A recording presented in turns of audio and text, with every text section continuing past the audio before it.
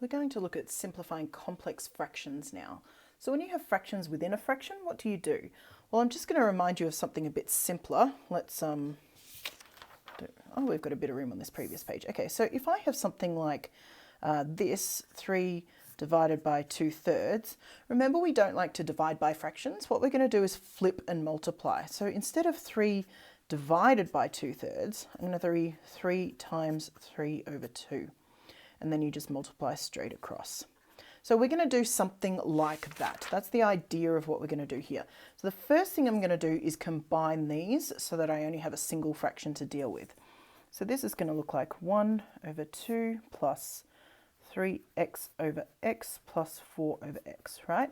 I just multiplied top and bottom of, you can think about that as being over 1. So if I multiply top and bottom by x, then I can combine my fractions. So I have 1 plus 2, 3x plus 4 over x. All right, maybe I should make that a bit bigger.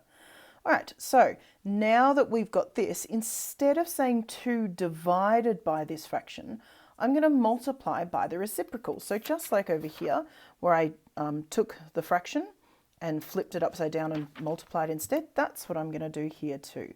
So it's 1 plus 2 times x over 3x plus 4.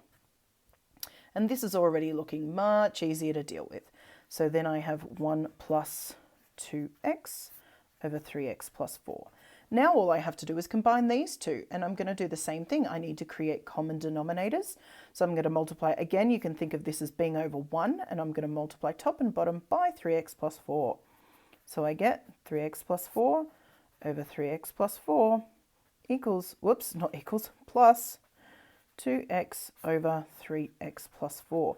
Now that my denominators match, I can just put my tops together. So then I have 5x plus 4 over 3x plus 4. And there is nothing else that can be simplified. You are not allowed to cancel out x's and 4's. That is not how this works.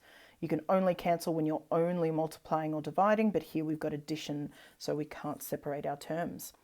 Right, so this is how you simplify complex fractions.